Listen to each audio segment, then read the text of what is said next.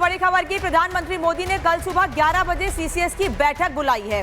कल प्रधानमंत्री मोदी ने सीसीएस की बैठक बुलाई है। सुबह 11 बजे ये बैठक होगी।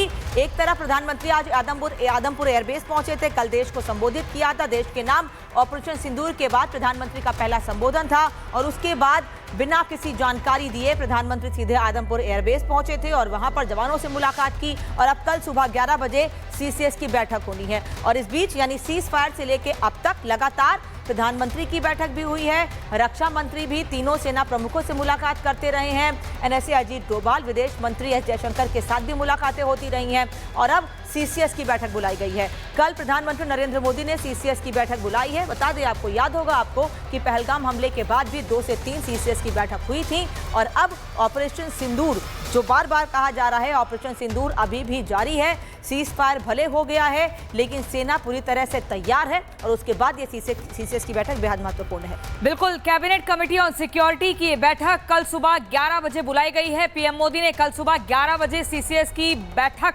बुलाई है और ये बैठक कई मायनों में बेहद खास है। इससे पहले भी 2 बार संबोधन पीएम मोदी का हो चुका है, जिसमें सीधे तौर पर ये बताया है कि भारत अपनी शर्तों पर सीज फायर के लिए तैयार हुआ है। भारत ने दुश्मन देश को मुंह तोड़ जवाब दिया है। भारत की लड़ाई आतंक से है, आतंकवादियों से है और पाकिस्तान ऑक्यूपाइड कश्मीर, ये 2-3 मुद्दे हैं जिन पर बात होगी। इसके अलावा किसी तीसरे विषय पर कोई बात नहीं होगी। लेकिन पीएम मोदी ने कल सुबह 11 बजे जो बैठक बुलाई है, इसमें ये बहुत ही हाई लेवल मीटिंग है, हाई लेवल बैठक है, जिसमें एनएसए अजीत डोभाल की मौजूदगी रहेगी। और ये बड़ी खबर, ये बैठक जिसमें कई महत्वपूर्ण बिंदुओं पर चर्चा होगी। सबसे पहले बात इस वक्त की बड़ी खबर की, प्रधानमंत्री मोदी ने कल सुबह 11 बजे सीसीएस की बैठक बुलाई है।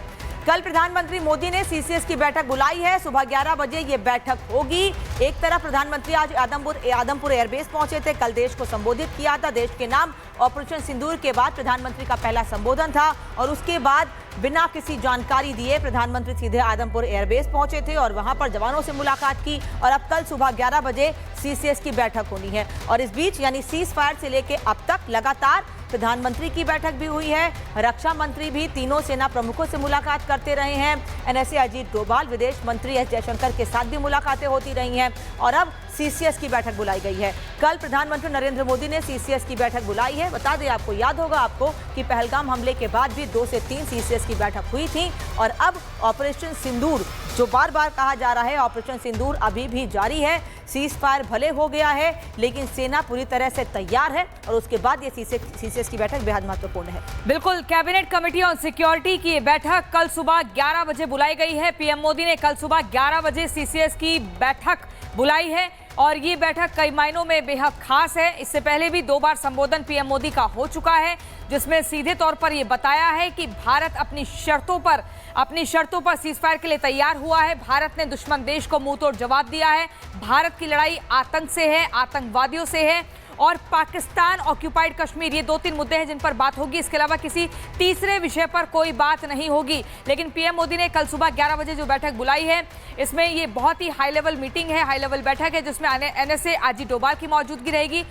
और ये बड़ी खबर, ये बैठक जिसमें कई महत्वपूर्ण बिंदुओं पर चर्चा होगी।